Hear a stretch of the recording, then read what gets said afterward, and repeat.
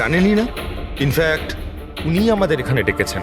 Sir, এই মহিলা সব উল্টোপাল্টা বলছে। আমাকে ফাঁসানোর চক্রান্ত হচ্ছে আর এও তাতে জড়িত। উল্টোপাল্টা আমি নয়, উল্টোপাল্টা এ বলছে। প্রথমে নিজের দোষ ঢাকার জন্য আমাকে দিয়ে এই সব কিছু করিয়েছে, আর এখন নিজেই না বলছে। স্যার, আমি আপনাকে সত্যি কথা বলছি। আমি বলেছিলাম না যে আমার হ্যাঁ, ওই একই রকম দেখতে লোকের কথা, যে আপনার বন্ধু অ্যালেক্সরা আপনার মতো দেখতে লোকের সঙ্গে দেখা করছে। কিন্তু এটা মনে হচ্ছে না যে আপনার এই গল্পটা সত্যি কম আর কাল্পনিক বেশি লাগছে। স্যার, এই লোকটা আপনাদের মিথ্যে বলছে, আমি সত্যি বলছি। ইনফ্যাক্ট আপনারা তো জানেনও না যে কি হয়েছিল। এমন কি হয়েছিল? স্যার, রঞ্জন আমাকে টুল বক্স আর একটা কাপড় নিয়ে নিচে পার্কিং এ ডেকেছিল, আর ওখানেও আমাকে বলল যে ও একটা মেয়েকে খুন করে ফেলেছে।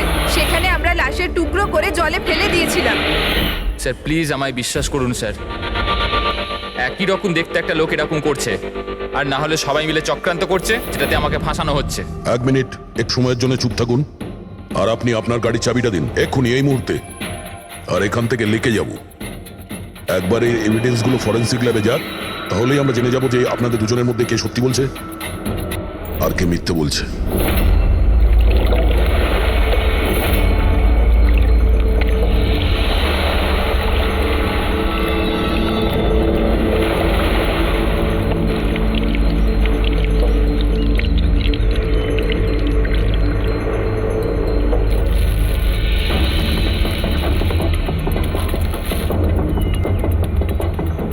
এই মেয়েটা কে? স্যার আমি কি জানি, আপনি আমাকে কেন জিজ্ঞেস করছেন? যা কিছু জানার এর থেকে জানুন না। স্যার, আমি এই মেয়েটাকে চিনি না, আমি জানি না একে। আমি একে মারিনি স্যার, আমি তো ওই সময় শুধু এই লোকটার হেল্প করছিলাম। আমি অনেক রাত অবধি অফিসে ছিলাম স্যার, আপনি চাইলে সিসিটিভি ফুটেজ দেখতে পারেন। চিনের নিচে দেখো, থুতির নিচে স্টিচেস আছে না? আর সেগুলো খুব বেশি পুরনো নয়, মনে হচ্ছে কিছুদিন আগেই ও আঘাত পেয়েছে। পুরবি কোনো না কোনো ক্লিনিক বা হসপিটালে স্টিচগুলো করা হয়েছিল, সেখান থেকে এই মেয়েটার ব্যাপারে জানা যেতে পারে। একটা কাজ করো ফেডরিক, পঙ্কজ, এই বডির টুকরোগুলো আছে না, এই সব কটা আমাদের ফরেন্সিক ল্যাবে পাঠিয়ে দাও। আর এদের দুজনকে আমাদের ব্যুরোতে নিয়ে চলো। স্যার, এ বলছে যে কয়েকদিন ধরে ওরই মতো দেখতে কোনো লোক ওকে ফাঁসানোর চেষ্টা করছে। এর চেনাশোনা লোকরা ওই লোকটার সঙ্গে বিভিন্ন জায়গায় দেখা করছে, আর ওরা ভাবছে যে ও এই। হ্যাঁ স্যার, আমায় ফাঁসানো হচ্ছে স্যার, আর ওই চক্রান্তে এও রয়েছে স্যার। স্যার আপনিই বলুন, আমি যদি এসব করতাম তাহলে আমি আপনাদের ফোন কেন করতাম? স্যার, এখন অবধি আমি আপনাদের যা বলেছি সবকিছু প্রমাণ হয়েছে তো। লাশ তো পাওয়া গেল লেকে, আর ওর গাড়ির ডিকিতে রক্ত পেলেন তো। স্যার আপনি নিজেই বলুন, যখন এতটা সত্যি আমি বলেছি, তাহলে এখন মিথ্যে আমি কেন বলবো? আমাকে ফাঁসানোর জন্য স্যার, আমি বলছি স্যার, এটা চক্রান্ত স্যার, আমাকে ফাঁসানোর জন্য। ব্যাস ব্যাস, কে কি কাজ করেছে আর করেনি সেটার খোঁজ আমরা করব। শুধু একটা কথা মনে রাখবেন, যে আমাদের সন্দেহ শুধু আপনাদের দুজনকে। বাট স্যার, আমি কিচ্ছু করিনি, আমি নির্দোষ। আমি হতে পারে হয়তো আপনি খুন করেননি, কিন্তু লাশকে টুকরো টুকরো করে লেকে ফেলে দেওয়া এটাও কিন্তু বড় অপরাধ, বুঝেছেন আপনি? স্যার, সিসিটিভি ফুটেজ পেয়ে গেছি।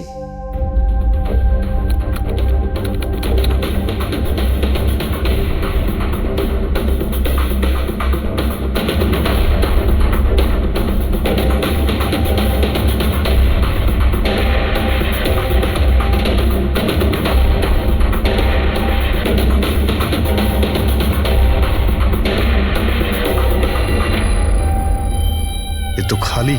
কিন্তু স্যার আমি সত্যি কথা বলছি, আমায় বিশ্বাস করুন, আমি ছিলাম অফিসে।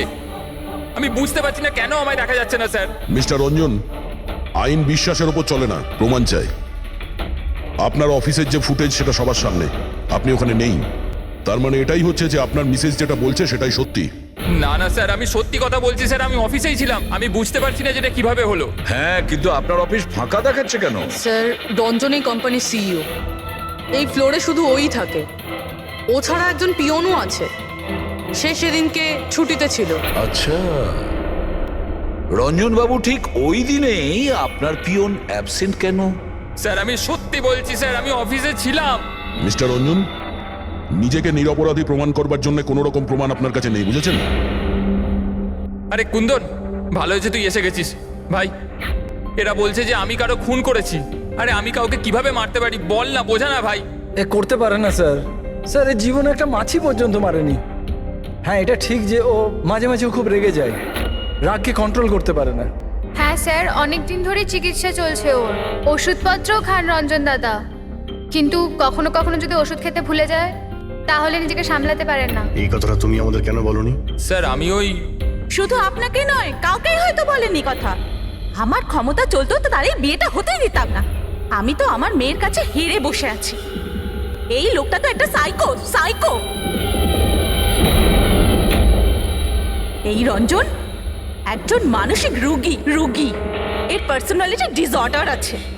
এর মাথা তো সেটাই মনে রাখে যেটা ও মনে রাখতে চায়, বাকি সমস্ত কথা তো এ ভুলে যায়। হতেই পারে স্যার যে খুনটা এই করেছে আর ভুলে গেছে। ব্যাপারটা হচ্ছে যে আমি আগে অসুস্থ ছিলাম, কিন্তু তারপর আমি ঠিক হয়ে গেছিলাম। আপনি এরম কেন বলছেন? কুন্দন কুন্দন তুই বল, আমি সত্যি বলছি কিনা। বৌদি আপনি বলুন না। আরে তুমিই বলো না। আপনারা আমায় এভাবে কেন দেখছেন? আরে আমি সাইকো নই, আমি অসুস্থ নই, কোনো মানসিক রোগ নেই আমার, একদম ঠিক আছি আমি। আরে বলো না বলো না। বাস, অনেক হয়েছে। এটা তোমার বাড়ি নয়, ব্যুরো। এই নাটক এখানে চলবে না। একটা কাজ করো, পাশের ঘরে গিয়ে এনাদের বসাও। যান। ওই দিকটা যান যান। সমস্ত প্রমাণ ওই রঞ্জনের বিরুদ্ধে, আর তাছাড়াও ওর আচরণটা ঠিক নেই। কিন্তু বুঝে উঠতে পারছি না, জানি না কেন আবার এই ব্যাপারটা এড়িয়েও যেতে পারছি না। ও বারবার আমাদেরকে বলছে যে অফিসের সিসিটিভি ফুটেজটা চেক করুন। আমি অফিসে ছিলাম। এতটা জোর দিয়ে কেউ বলতে পারে না। আরও একটা ব্যাপার স্যার, ফোন ওই করেছিল। কোনো খুনি এরকম কেন করবে? আর স্যার ওই ডিসোসিয়েটিভ পার্সোনালিটি ডিসঅর্ডার, হয়তো খুনটা করেছে আর তারপর ভুলে গেছে। এই রোগটাতে এরকমই হয় স্যার। হতে পারে, এটা হতেই পারে। একটা কাজ করি আমরা, এই যে সিসিটিভি ফুটেজ আছে না, এটাকে ল্যাবে পাঠাই, চেক করিয়ে দেখি এই ফুটেজটা কেউ কোনোভাবে এডিট করে চেঞ্জ করেছে কিনা। আর স্যার ওই একই রকম দেখতে ব্যাপারটা। ও এটা বলছে যে ওর বন্ধুরা ওর মতো দেখতে লোকটাকে দেখেছে, আর ওই লোকটা ওর বন্ধুগুলোকে চিনতেও পারেনি। চলো ওর বন্ধুদের সাথে কথা বলি, জিজ্ঞাসাবাদ করি, জেরা করি, তারপর দেখি ওদের কথায় কতটা সত্যি আছে। স্যার হতে পারে এই চৈতালি আর কুন্দন রঞ্জনের শুভাকাঙ্ক্ষী হওয়ার চেষ্টা করছে, হয়তো তা নয়। আর এদিকে শায়লা, উনি তো চানই এই দোষটা রঞ্জনের ওপর আসুক, যাতে ওনার মেয়েকে আর এই বিয়েটা করতে না হয়। স্যার স্যার যে মেয়েটা মারা গেছে ওর ফটো হসপিটালের ক্লিনিকে পাঠিয়ে দিয়েছি। ওকে শনাক্ত করা হয়েছে। ওর নাম হলো অনামিকা। দুদিন আগেই ওখানে গেছিল ওর আঘাত দেখাতে। অনামিকা, অনামিকা, এই অনামিকার পুরো ফোন রেকর্ড চেক করো, খোঁজ নাও এ কোথায় থাকতো, কি করতো, এর সঙ্গে রঞ্জনের কি সম্পর্ক ছিল।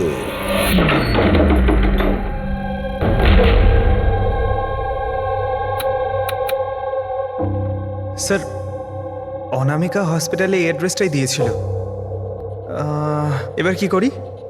দেখা যাক, কোনো প্রমাণ নিশ্চয়ই পাবো। একটু আশেপাশে দেখো কোনো প্রতিবেশী আছে কিনা। হ্যাঁ,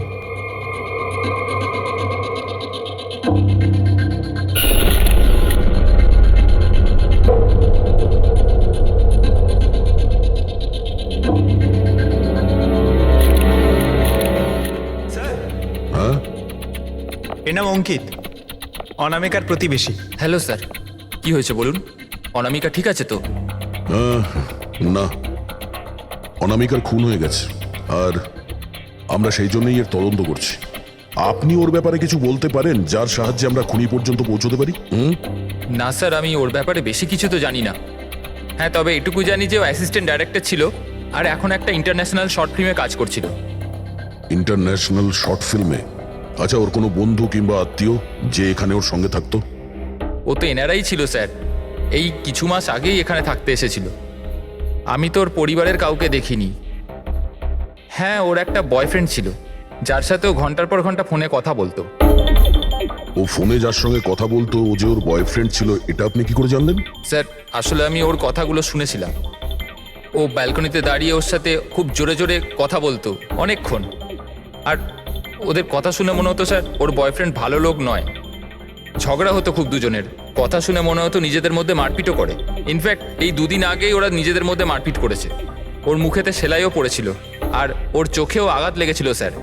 আপনি দেখেছেন ওর বয়ফ্রেন্ডকে? আমি স্যার ওকে কখনো দেখিনি, কিন্তু ওর নামটা জানি স্যার। আচ্ছা, কি নাম কি ওর? Ranjan. Ranjan?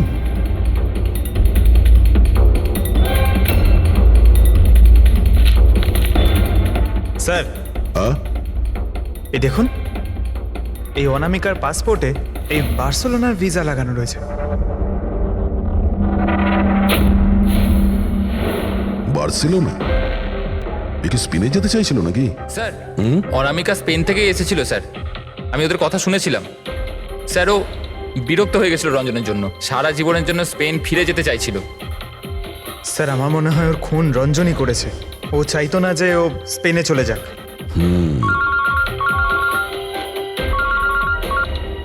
Hello, sir অনামিকার phone records পাওয়া গেছে। একটা নাম্বারে যেটাতে ও সবচেয়ে বেশি কথা বলতো সেটা রঞ্জনের কোম্পানির নামে রেজিস্টার্ড আছে। ও রঞ্জন, একটা কাজ করো, অনামিকার ফোনের শেষ লোকেশনটা কোথায় ছিল সেটা বার করো। অনামিকা কাল রাত্রেই আপনার হোটেলে ছিল? I am not sure sir. ছিল না? আমার তো মনে হয় না। ঠিক আছে, আমাদের আপনার হোটেলের সিসিটিভি ফুটেজটা চেক করতে হবে। Sure sir.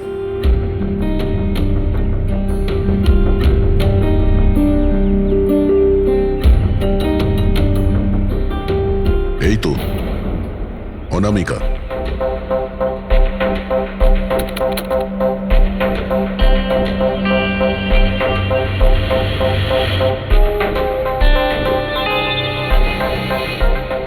এটা কি ব্যাপার?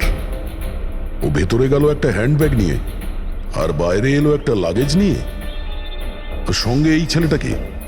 স্যার ও তো আমাদের বেল বয়। ওয়েল বয় কোথায় আছে এখন?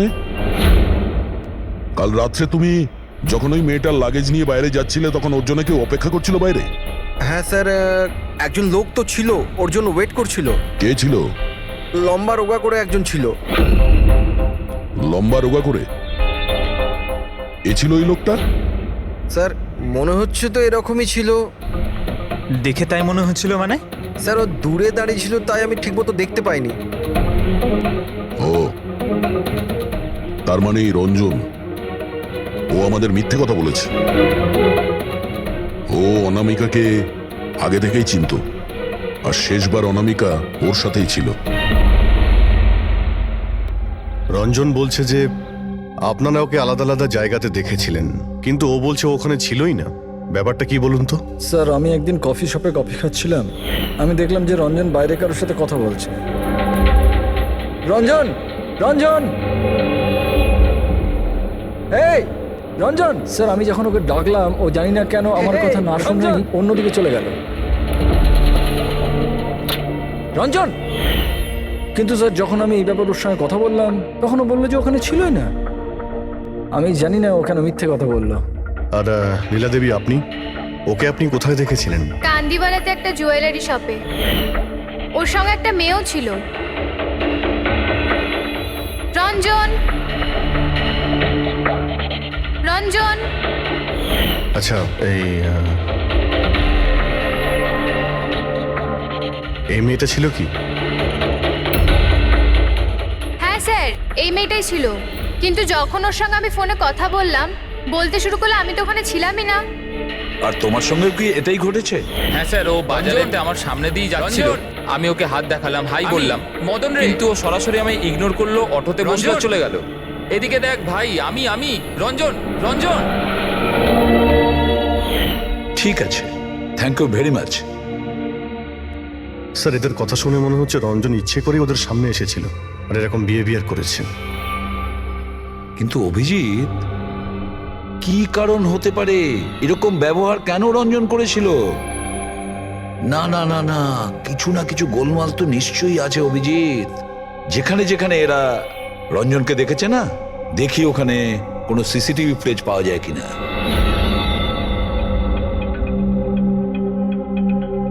স্যার এখানে দেখুন। হ্যাঁ শালুকে বস, কি পেলে? এই অস্ত্রের ওপর আর কাপড়ে যে রক্ত পাওয়া গেছে সেটা অনামিকারই। মনে হচ্ছে অঞ্জলি সত্যি বলেছে। এটার ব্যবহার অনামিকাকে খুন করার জন্যে আর ওর লাশটাকে লুকানোর জন্য করা হয়েছে। আচ্ছা, রঞ্জনের বিরুদ্ধে কোনো প্রমাণ? হ্যাঁ স্যার, রঞ্জনের ফিঙ্গারপ্রিন্টস পাওয়া গেছে। একটা তো এই টুল বক্সে, আর দ্বিতীয়টা গাড়ির ডিক্কিতে, যেখানে অনামিকার রক্তও পাওয়া গিয়েছিল। তার মানে রঞ্জন অঞ্জলির সঙ্গে ছিল। এটা তো খুব সহজ সরল প্রমাণ। অঞ্জলি সত্যি কথা বলা আর রঞ্জনকে খুনি প্রমাণ করা। কিন্তু বস, আরো অনেক কিছু পাওয়া গেছে। কি? স্যার, আমরা একটা বিশেষ ধরনের পলিমার আর সিলিকনের ট্রেসেসও পেয়েছি, যেটা সাধারণত অদ্ভুত ব্যাপার।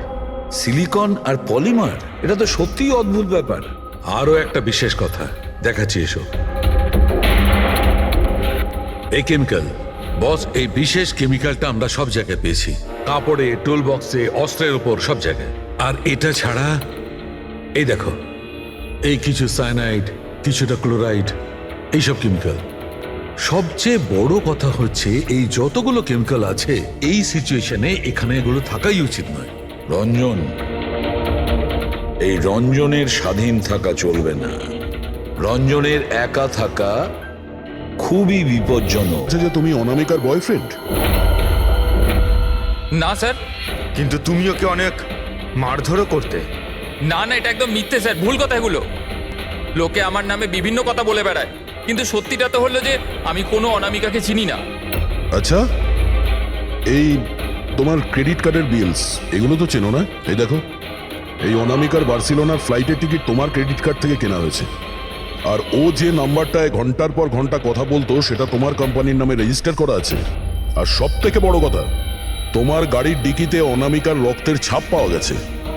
আর তুমি কি মনে করছো যে আমরা এর ওর কথা শুনে তোমার উপর দোষ চাপাচ্ছি? এই সমস্ত প্রমাণই যথেষ্ট এটা প্রমাণ করার জন্যে যে তুমি অনামিকাকে খুন করেছো। না স্যার, আমি কারোর খুনটুন করিনি। আর স্যার, এই ক্রেডিট কার্ড, স্যার আমার কাছে তো অনেক ক্রেডিট কার্ড আছে স্যার। আর স্যার, আমি আজ অব্দি আমার ক্রেডিট কার্ড দিয়ে কখনো বার্সেলোনার টিকিট বুক করিনি। তাহলে উল্টোপাল্টা কথা বলা বন্ধ করো রঞ্জন। অনামিকা তোমার গার্লফ্রেন্ড ছিল আর তোমার জন্য বিপদ হয়ে দাঁড়িয়েছিল, আর ওর হাত থেকে মুক্তি পাওয়ার জন্য তুমি ওকে খুন করে দিলে। আর শুধু খুন করলে না, তার সাথে আমাকেও ফাঁসিয়ে দিলে। না, আমি এরম করিনি অঞ্জলি, আমার কথাটা বোঝার চেষ্টা করো তুমি। বৌদি, মানছি যে সমস্ত প্রমাণ এটাই ইঙ্গিত করছে যে রঞ্জনী খুনটা করেছে, কিন্তু কিছু প্রমাণিত হয়নি এখনো। আপনারা প্লিজ আমাদের কাজ করতে দিন। দেখো রঞ্জন, তোমার নির্দোষ হওয়ার কোনো প্রমাণ তোমার কাছে নেই। আর খুনের সময় তুমি কোথায় ছিলে এর কোনো সাক্ষীও নেই। আর তোমার ওই অফিসে সিসিটিভি ক্যামেরা ফুটেজ, ওর মধ্যে তুমি উধাও। অনামিকার হোটেলের বাইরে তোমার গাড়ির দাঁড়িয়ে থাকা, তোমার গাড়ির ডিকিতে অনামিকার রক্ত পাওয়া, ফোন রেকর্ড, ক্রেডিট কার্ড বিলস, তোমার বাঁচার আর কোনো রাস্তা নেই। এই একই রকম দেখতে অ্যাঙ্গেলটা একবার পরিষ্কার হয়ে যাক, তারপর তোমাকে অ্যারেস্ট না করার কোনো কারণ আমাদের কাছে থাকবে না। ততক্ষণের জন্য তুমি এখানে নিজের বাড়িতেই নজরবন্দি থাকবে, ফ্রেডির তত্ত্বাবধানে। আর আপনারা তদন্ত শেষ না হওয়া পর্যন্ত আপনাদের মধ্যে কেউ এখান থেকে যাবেন না। ফ্রেডি, নজর রেখো। Sir, sir please sir, sir আমার কথাটা বোঝার চেষ্টা করুন, আমি কিচ্ছু করিনি। পূরবী, তুমি কি বলছো তুমি খেয়াল করেছো? হ্যাঁ স্যার। স্যার, ইমেজ ফরেন্সিক এক্সপার্টরা কনফার্ম করেছেন এই রঞ্জনের ফুটেজের সাথে এডিট করা হয়েছে। এই ফুটেজটায় কিছু আউট অফ ফোকাস ব্যাপার আছে, যেটা থেকে এটা প্রুফ হয় যে এখানে কেউ একজন ছিল, যেটাকে খুবই ভালোভাবে ডিলিট করা হয়েছে। অন্য আর কেউ নয়, ও রঞ্জনই হবে। তার মানে ওর এই একই রকম দেখতে গল্পটা সত্যি। অনামিকার খুনের সময় ও অফিসেই ছিল। তাহলে ওর খুন কি করে করবে? একটাই লোক একই সময়ে দু জায়গায় কি করে হতে পারে? স্যার, স্যার সেই সব সিসিটিভি ফুটেজ পেয়ে গেছি যেখানে রঞ্জনের বন্ধুরা রঞ্জনকে দেখেছিল। কফি শপ, জুয়েলারি শপ আর মার্কেটে। দরজা খোলো, বাইরে বেরোতে দাও। আরে কেন আমাকে আটকে রেখেছো? খোলো, আমি বলছি খুলে দাও। এটা কি হচ্ছে? ওর আবার আগের মতো অবস্থায় নেই তো? খোলো। সে কি? তাহলে তো ওনাকে কাবুতে আনার নিশ্চয়ই কোনো উপায় থাকবে। শুধু একটাই ওষুধ আছে, ঘুমের ইনজেকশন। খোলো, আমি বলছি দরজাটা খোলো।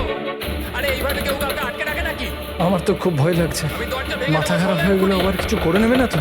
সব এক একটা রত্ন এখানে, আমি দেখছি।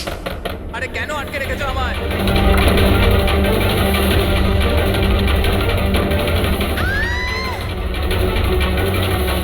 এই রঞ্জন, এই রঞ্জন, রঞ্জন দাঁড়াও বলছি। মা মা মা আস্তে আস্তে আস্তে। ও মাই গড, এটা কি করে হলো? আমি ডাক্তারের খবর দিচ্ছি। হ্যাঁ, তুমি ঠিক আছো তো মা? ও মাই গড, কি করে লাগলো তোমার? স্যার এটা কফি শপের ফুটেজ।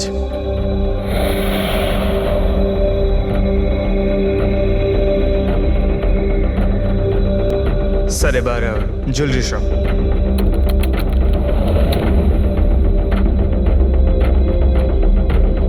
এটার সঙ্গে অনামিকাও ছিল। এখনো পর্যন্ত সবকিছু তো নর্মালি লাগছে।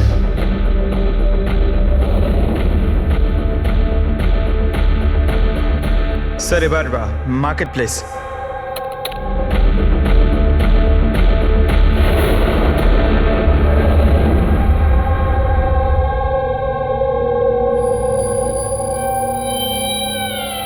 পঙ্কজ, একটু রিওয়াইন্ড করো। হ্যাঁ, আগে ওই রঞ্জনকে জুম করো।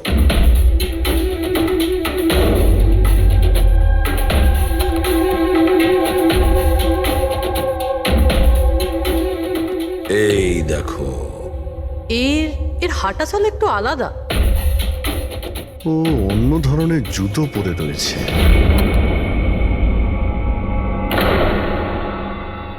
কিন্তু এটা কি? দয়া ওয়াকিং বুট পরেছে, ওয়াকিং বুট। যার পায়ের হাড়ে কোনো প্রবলেম থাকে না, সে ওই ওয়াকিং বুট পরে।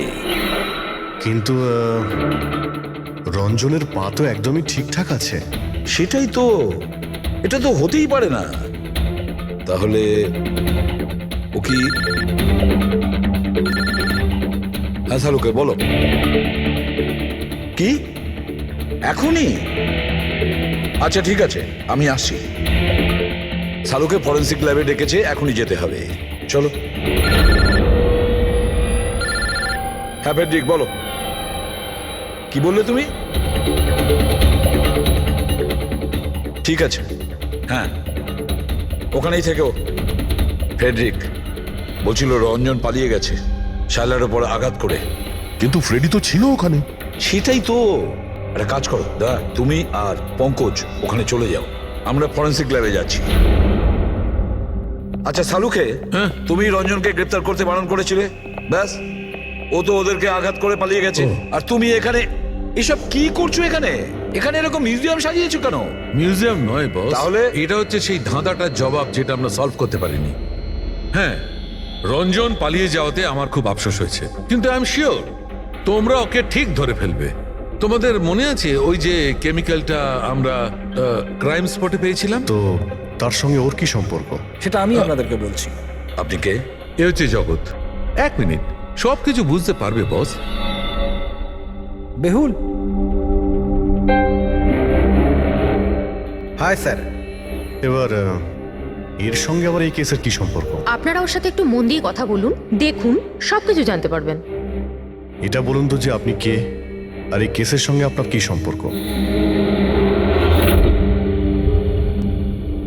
এক মিনিট। এনার চোখগুলো দেখে তো কেমন যেন একটা মনে হচ্ছে।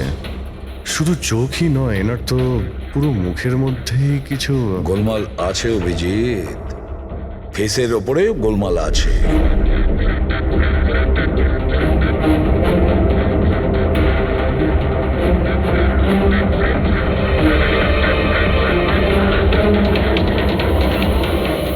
ও থ্যাংক ইউ বেহুল।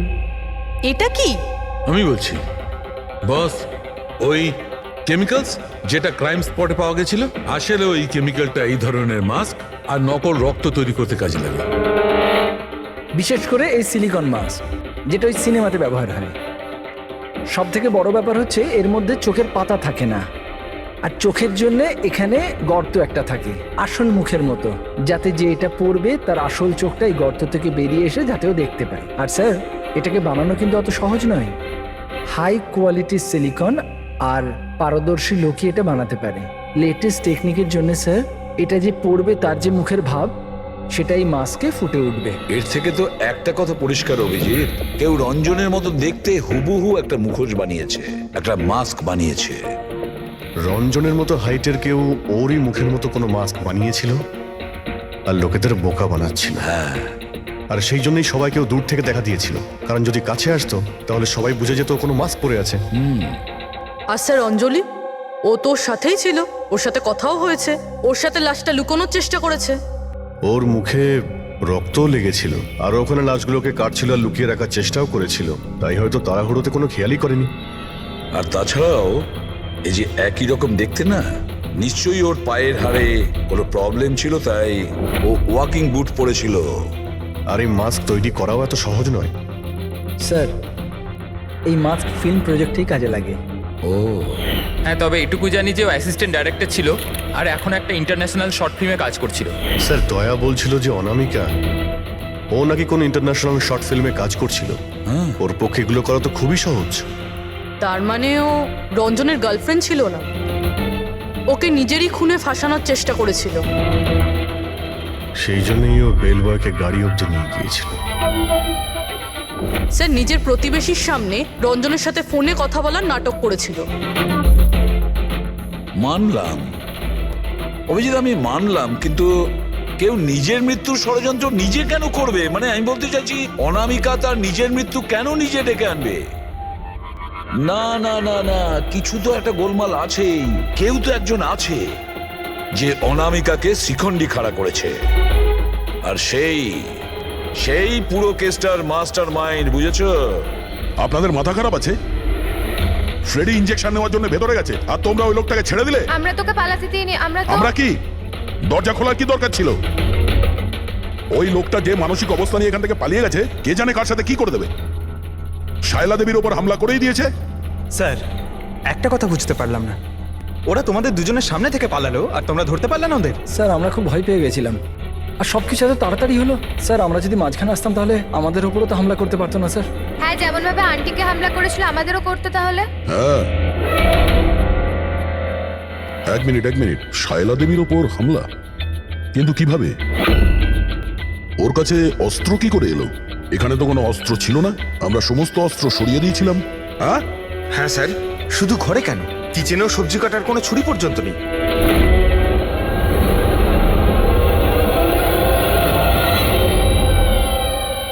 স্যার এ হলো আমাদের প্রোডাকশন হাউসের মেকআপ আর্টিস্ট, আর স্যার এর মাস্ক বানাতেও এক্সপার্ট। তুমি অনামিকার জন্য মাস্ক বানিয়েছিলে, তাই না? বানিয়েছিলে কি না? হ্যাঁ স্যার, উনি আমাকে টাকা দিয়েছিলেন, আর এটা তো আমার কাজই স্যার। তাহলে এটাও বলে ফেলো যে কাজটা কার জন্য করেছিল, এই মাস্কটা কার পরার কথা ছিল। বলো বলো, তাড়াতাড়ি বলো, সময় নেই আমাদের। আর হ্যাঁ, যার মুখের তুমি মাস্ক বানাও তার মাপ নেওয়ার দরকার আছে, ম্যাপিং করার দরকার আছে। হ্যাঁ স্যার। কার জন্য বানিয়েছিল ওই মাস্ক? কে ওই মাস্কটা পরতো? বল।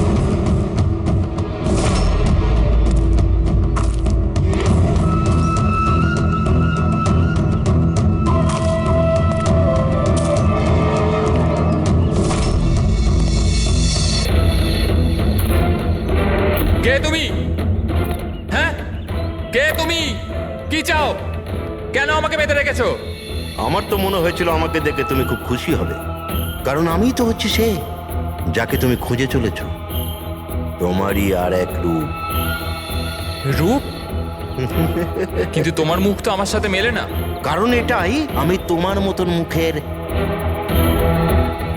মাস্ক পরে নেই এখন, নাহলে তুমি আমাকে চিনতে পারতে না যে আসল তুমি না আমি। আর একটা কথা, আমি তোমার আওয়াজে কথাও বলতে পারি। কিন্তু তুমি এমন কেন করছো? যাতে অনামিকার খুনের জন্য তোমার জেল হয়ে যায়। কিন্তু আমার তোমার সাথে কি শত্রুতা? আমি তো তোমাকে চিনি অব্দি না। ওসব জেনে তুমি কি করবে? এখন তো শুধু এটুকুনি জেনে রাখো যে আমার এত পরিশ্রমে সিআইডির লোকেরা জল ঢেলে দিয়েছে, আর আমার কাছে শুধুমাত্র এখন একটাই রাস্তা বাকি আছে, যে তোমাকে আমি মেরে ফেলবো। না! সিআইডি? তোমরা এখানে কি করে? তোমাকে ফলো করতে করতে এখানে পৌঁছেছি। ওই মেকআপ ম্যান সবকিছু বলে দিয়েছে তোমার ব্যাপারে। খুব ভুল করেছো তোমরা এখানে এসে। রঞ্জনকে তো আমি কিছুতেই ছাড়তে পারবো না, কারণ আমি ওকে মারবার জন্য কন্ট্যাক্ট নিয়েছি। কিন্তু এখন তোমরা ওর সঙ্গে মরবে।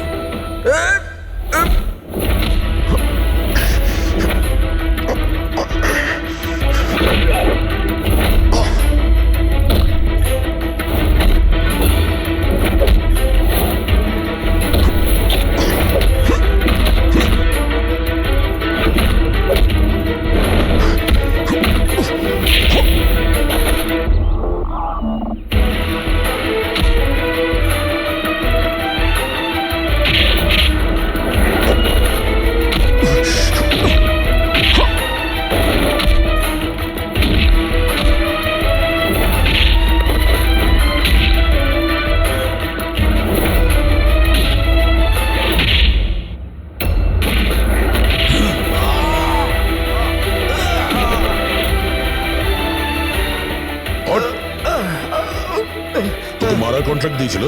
হ্যাঁ, কে দিয়েছিল? অনামিকা মারা যাওয়ার পরেও তোমাদের প্ল্যান চালু আছে। কে মাস্টার মাইন্ড? আমায় ক্ষমা করে দাও মা। তোমার মতের বিরুদ্ধে গিয়ে বিয়ে করে আমি অনেক বড় ভুল করে ফেলেছি। কখনো ভাবতেও পারেনি যে ও এসব করতে পারে। রঞ্জন কোথায়? ওকে পেলেন না আপনারা? পাওয়া গেছে রঞ্জনকে।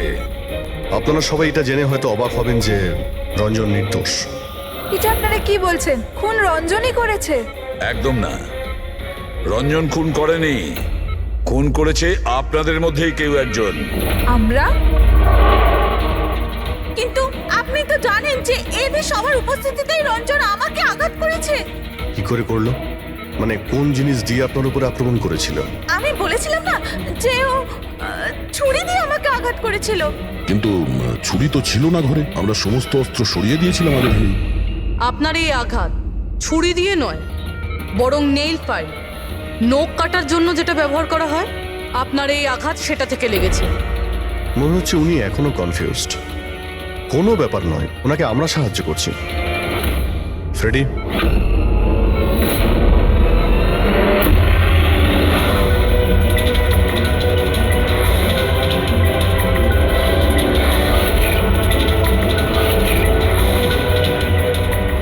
শাইলা ম্যাডাম, আমরা জানতে পেরে গেছিলাম অনামিকার প্রতিবেশী অঙ্কিত এসবের সঙ্গে যুক্ত।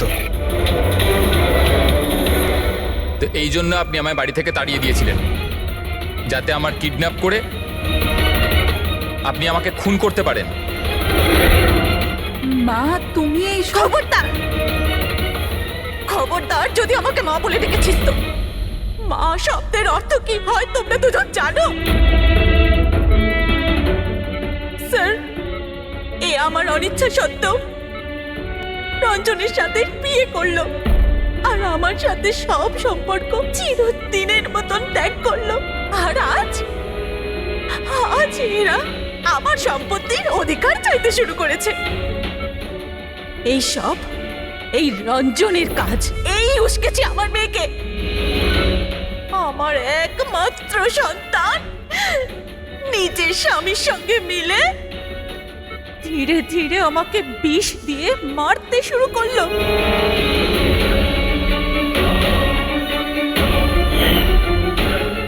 দুপোটা তাড়াতাড়ি করো অঞ্জলি, এটা নিয়ে গিয়ে মায়ের ঘরে রেখে দাও, যাও।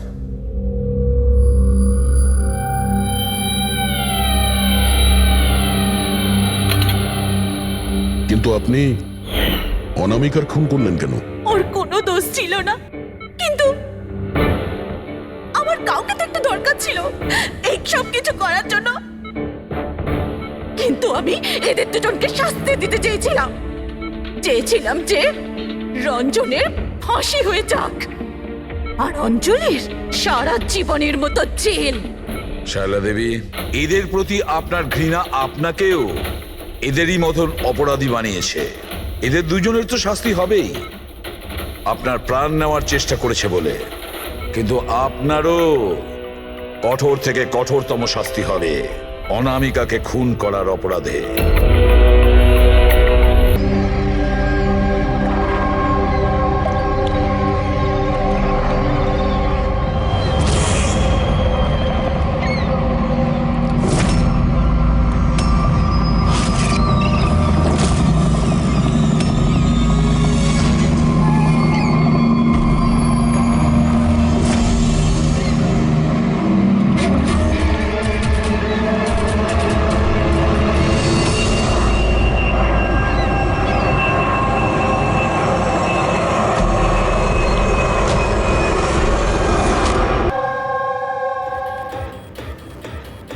11টা বেজে গেছে, এসে গেছে। এবার এই প্লেনটা পড়বে।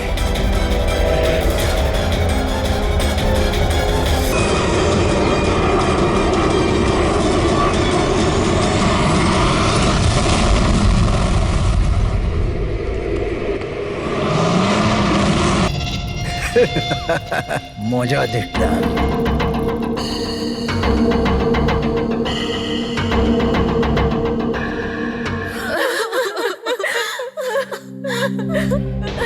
তো প্লেনে আপনাদের তিনজনের হাজবেন্ড ছাড়া শুধু পাইলট ছিল?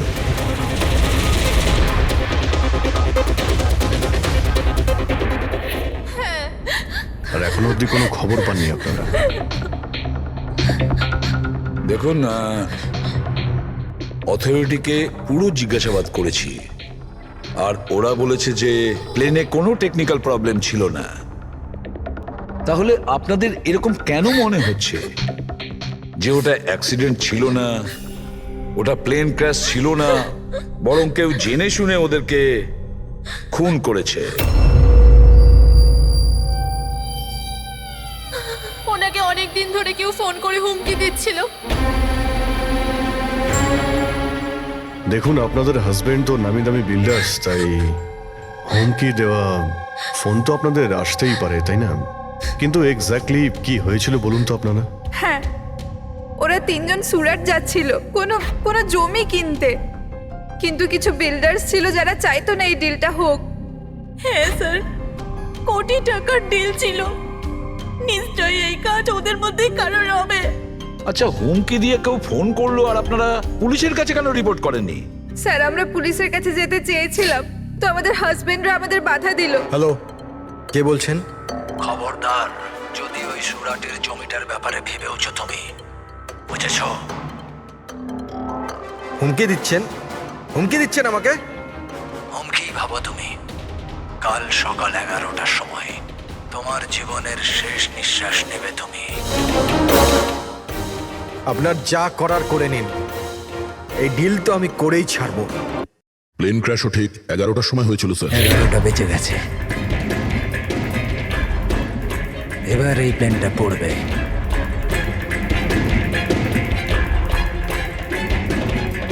এটা কোনো কাকতালীয় ঘটনা হতে পারে না। আপনি বলুন স্যার, যে একটা জমির টুকরো কারোর জীবনের থেকে বড় হতে পারে কি? দেখুন, আমি আপনাদের প্রমিস করছি, যারা এই কাজটা করেছে তাদেরকে আমরা শাস্তি দিয়েই ছাড়ব।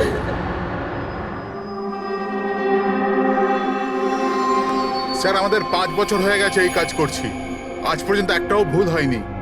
আমাদের কাজে ভুল হওয়ার কোনো সম্ভাবনাই নেই স্যার। যদি স্যার প্লেনে কোনো প্রবলেম থাকতো তাহলে আমরা ওটাকে উঠতে দিতাম না। তাহলে আপনাদের কথা অনুযায়ী প্লেনে কোনো প্রবলেম ছিল না? একদমই নয় স্যার। তাহলে প্লেনটা ক্র্যাশ হলো কি করে? হ্যাঁ, 4 জন মারা গিয়েছেন, কে দায়িত্ব নেবে তার? স্যার, আমি নিজেই খুব অবাক হয়েছি যে এটা ঘটলো কি করে। ফ্লাইট রেকর্ডার জানেন তো আপনারা, যাকে আমরা ব্ল্যাক বক্স বলি, সেখানেও সবকিছু নর্মাল দেখাচ্ছে। নর্মাল বললে কাজ চলবে না, সব কিছু ডিটেলে বলুন, শুরু থেকে, টেক অফ হওয়ার আগে থেকে কি হয়েছিল? আমরা পুরো প্লেন চেক করে পাইলটকে হ্যান্ডওভার করে দিয়েছিলাম। তারপরে ওই 3 বিজনেসম্যান প্লেনে করে সুরাটের দিকে রওনা দিল।